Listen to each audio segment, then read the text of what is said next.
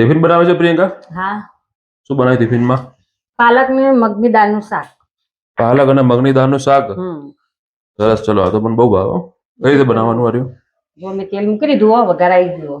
બરાબર. તો પેલા રહી નાખી, પછી જીરું અને હિંગ, પછી લસણ ને મરચા ખાંડેલા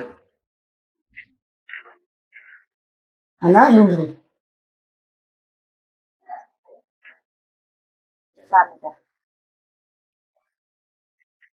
આમાં આપણે મીઠું મરચું ને હળદર નાખી 2 મિનિટ ચડવા દેવાનું. એમાં નાખશું મરચું, મીઠું અને હળદર.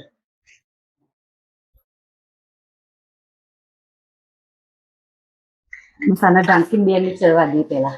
ઓકે, ચલો. પછી 2 મિનિટ થઈ ગઈ. એમાં આપણે મેં કલાક પહેલા મગની મોગર દાળ પલાળી દીધી હતી. પલાળેલી છે? હા, પલાળેલી. બરાબર. મસાલા મિક્સ કરી અને 5 મિનિટ પહેલા ચડવા દઈએ થોડી. પછી એમાં પાલક નાખીએ. બરાબર, ચલો.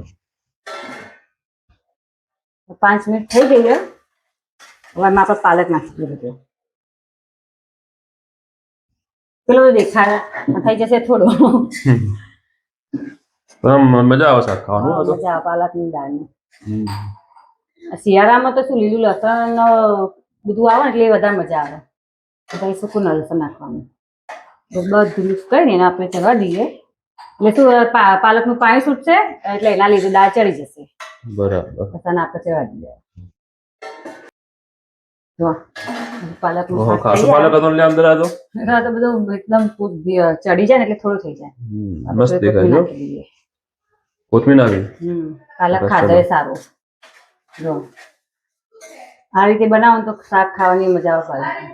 તૈયાર થઈ ગયું છે પાલકનું અને દાળનું શાક. સરસ, ચલો.